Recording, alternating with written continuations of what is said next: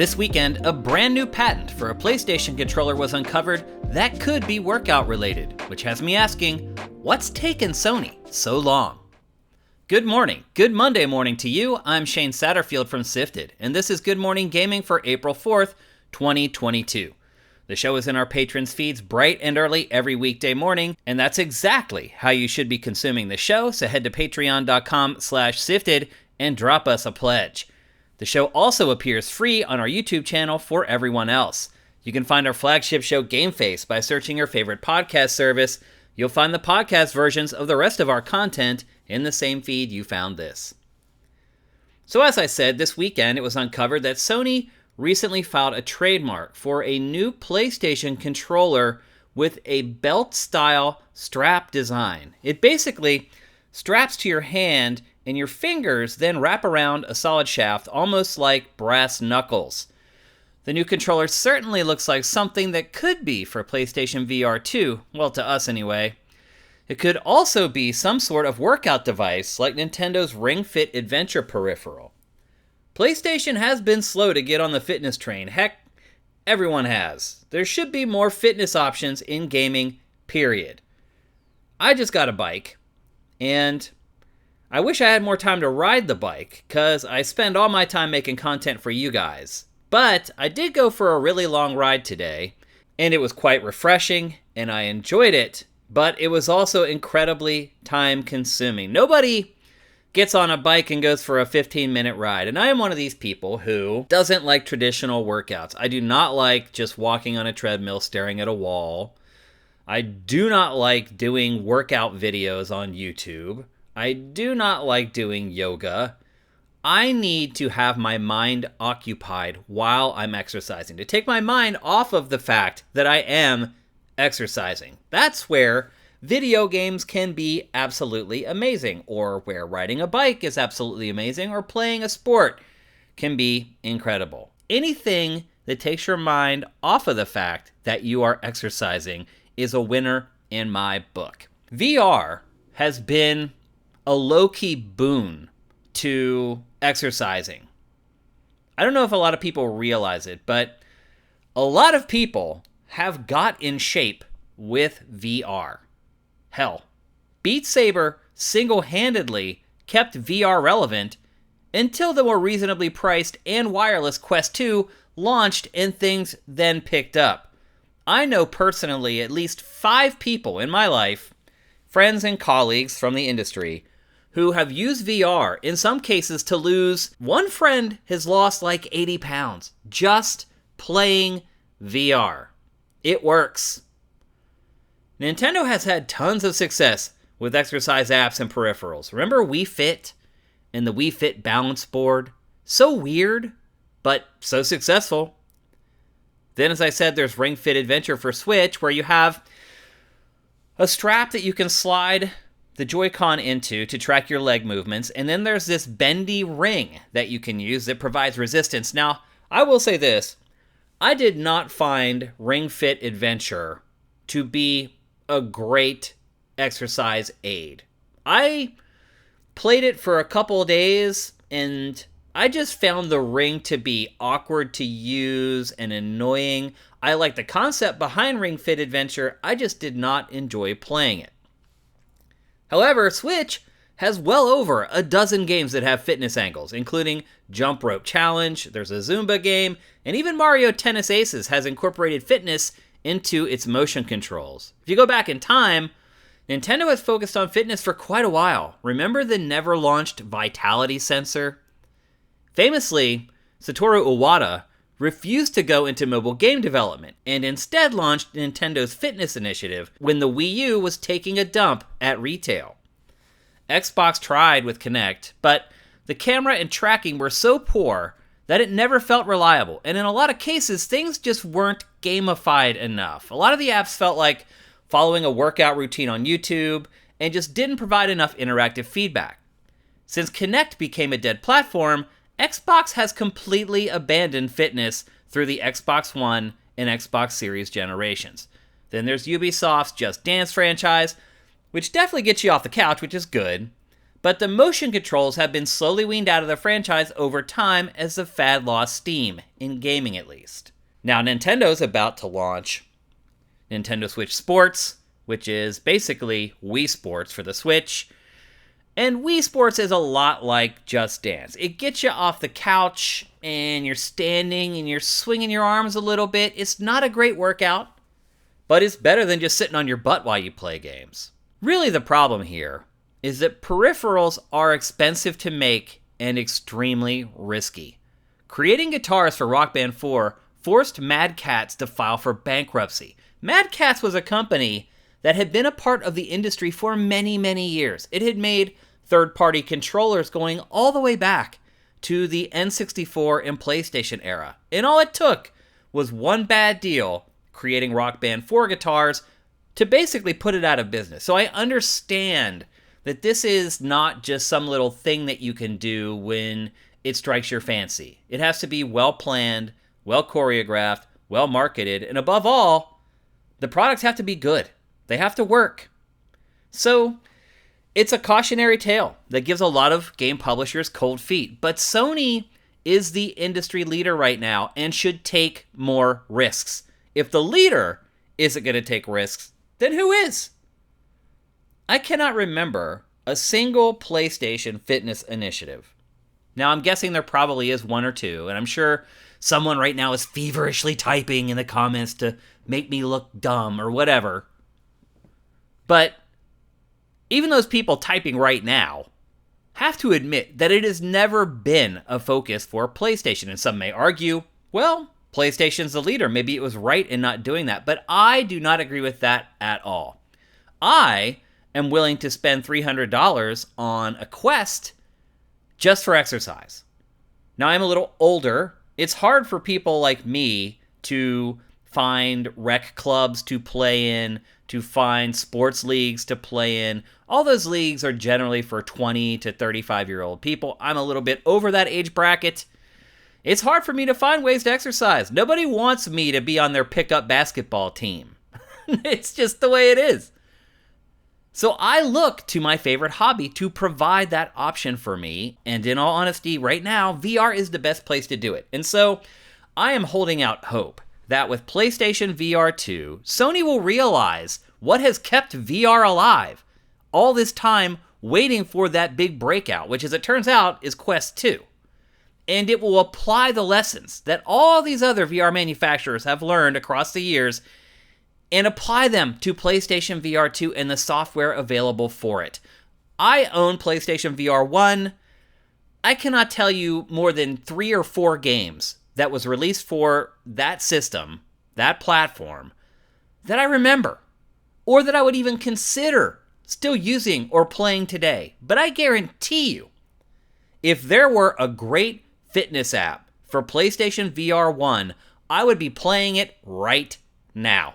So Sony, if you're listening, please consider fitness as an important pillar in the PlayStation VR 2 ecosystem. I think it's only going to work out well for you in the long run. And now for a couple more stories from the top of your SIFs. World of Warcraft's next expansion has leaked, thanks to Blizzard. Usually it's some random reporter or some Twitter account that breaks stuff. In this case, it was just Blizzard. It just screwed up. World of Warcraft Dragonflight was supposed to be revealed on April 19th, but the game's official website has let the cat out of the bag. The source code was recently updated to show WoW Dragonflight, base, heroic, and epic pre-purchases, suggesting multiple tiers for the expansion, much like Shadowlands had. Several dragon-related items were also data mined earlier this year, including a pet and what appears to be a brand new dragon mount. They could just be bonuses for the epic or heroic edition of the Dragonflight expansion, but regardless, announcing the next edition of World of Warcraft did not go according to plan. And even more Activision Blizzard news.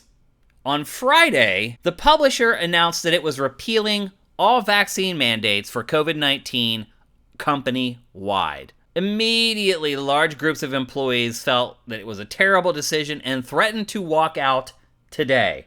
Well, on Saturday, Activision Blizzard updated that policy by stating that it will let its studios decide on their own COVID-19 policies. Now, this may sound like Activision Blizzard is actually giving in to the employees' demands, but really all it's doing is kicking the can down the road and placing the responsibility on its individual studio heads. That is not something individual studios should be worrying about right now. They should be worrying about making great video games. When you're a part of a big conglomerate, you rely on the mothership to handle stuff like this. It's one of the big perks of having a mothership. Otherwise, why would you be a part of another company if they're not going to handle the tasks and the duties that they typically handle? As I said, a walkout was planned for today, but we're not sure if it will happen after Activision Blizzard somewhat changed its stance. More likely, what you may be seeing is the managers and the studio heads at these various studios walking out, because Activision Blizzard has put them in an unfortunate position.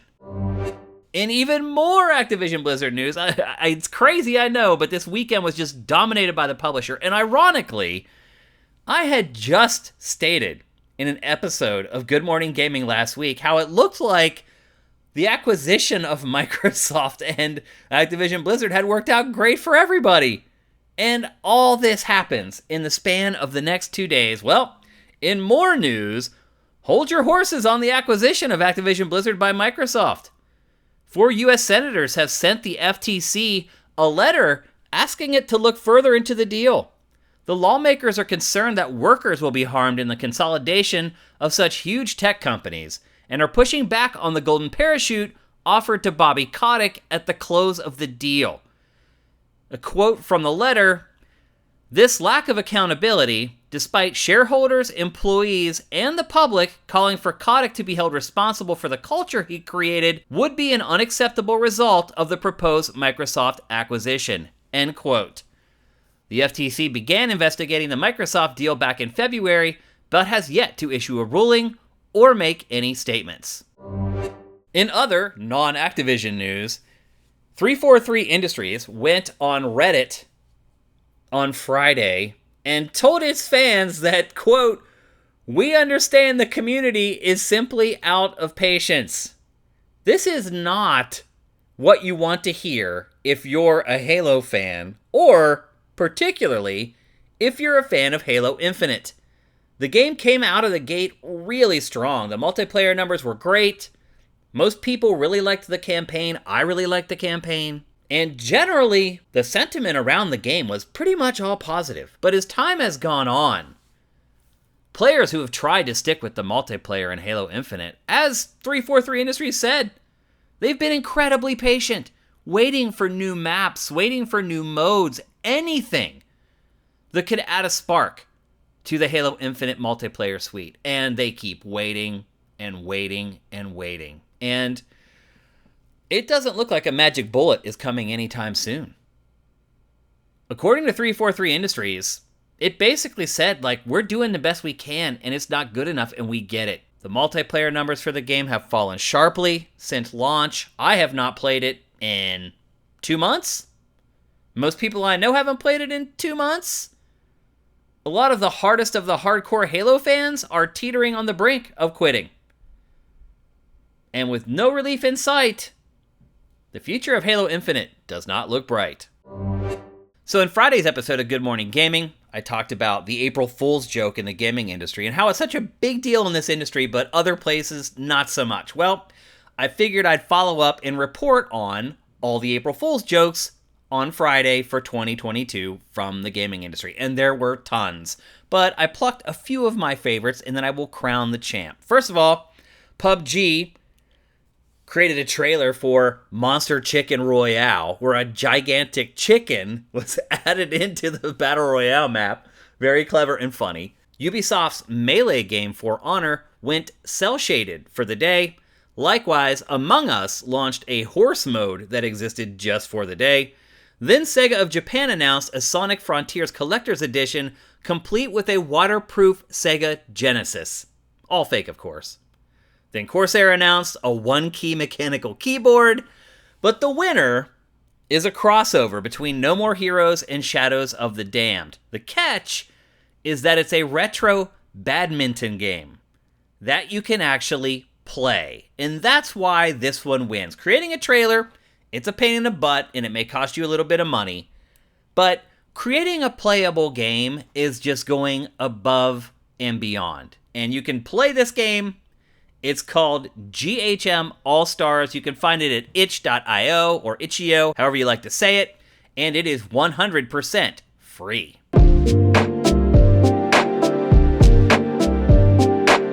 Let's take a break, and when we come back, we'll tackle today's boss fight.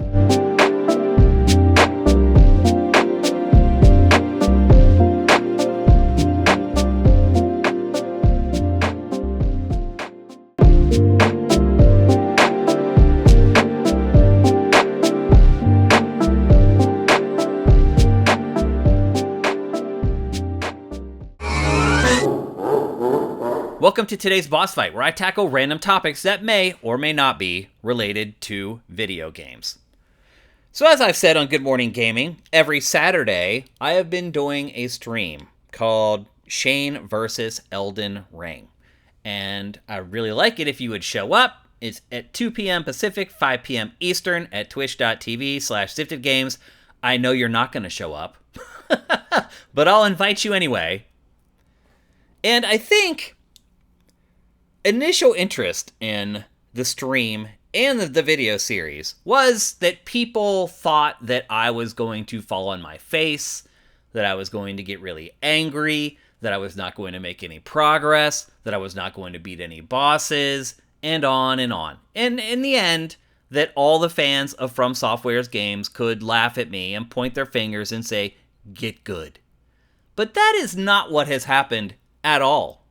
In fact, I hate to say it, but I'm kind of breezing through the game. And consequently, the numbers for the show are falling. At least the archive. We do have a very dedicated group of people who show up to help me, and I appreciate them very much. Without them, it wouldn't be a breeze. It would be a freaking nightmare. Like I view pretty much every From Software game before this one. And I probably would view this one the same way if I didn't have people holding my hand telling me how to do things and the ins and outs and the caveats of the game. But that's not what fans of From Software think is challenging about From Software's games. They think it's the hand-eye coordination and the timing. It's get good. They think they're good, but they're not. They're not. From's games are not about getting good. They're about learning the weird contrivances of the game and then exploiting them. For example, I had never known that you could not cancel out of attacking in From Software's games. It is something that has been driving me crazy and led me to say things like, the combat feels unresponsive to me. And people would point their fingers and laugh and say, "Get good." So as soon as I realized that you can't cancel out of your attacks, and once you commit to something, you're just basically screwed, that was the first step to me learning how to play the game the way that they want me to play the game. That was the first step.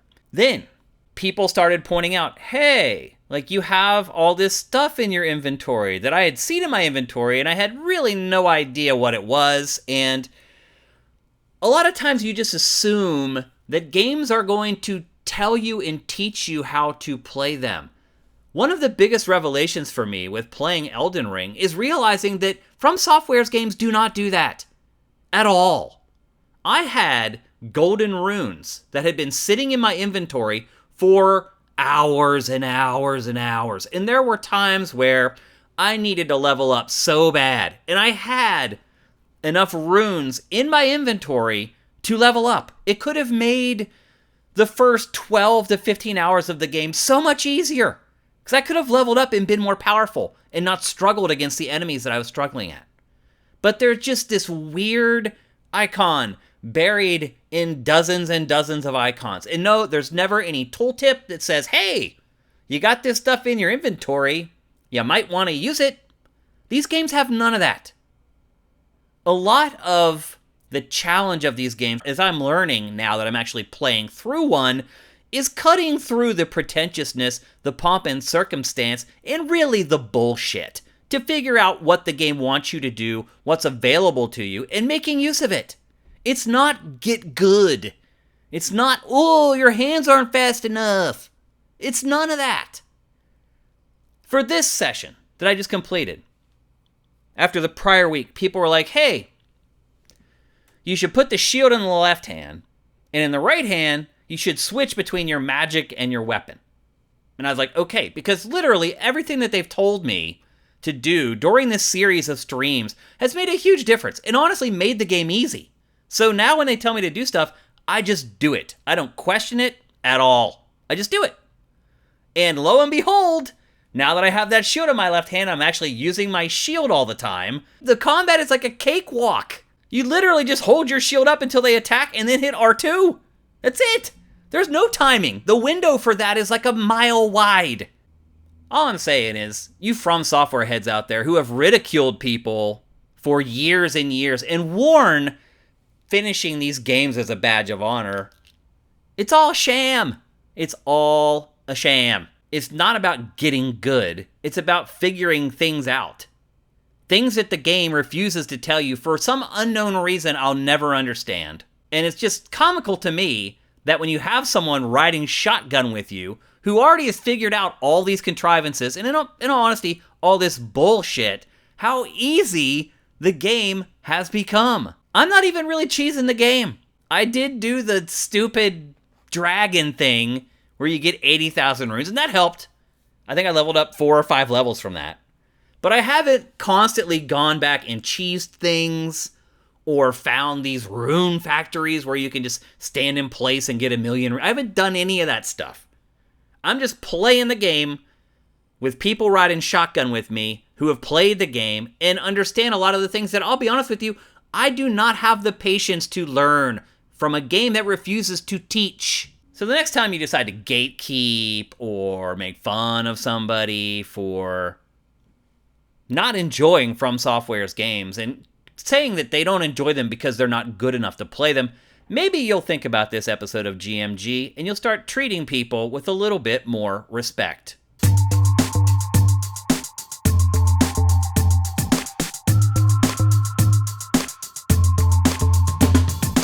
Thanks for listening to Good Morning Gaming. I appreciate every single one of you who listens to GMG. I'm Shane Satterfield. You can follow me on Twitter at Dinfire and follow Sifted at Sifted Games. And please, please, please head to patreon.com/Sifted and drop us a pledge. We need help. We'll be back tomorrow with another episode, but until then, make sure you seize today because there will never be another.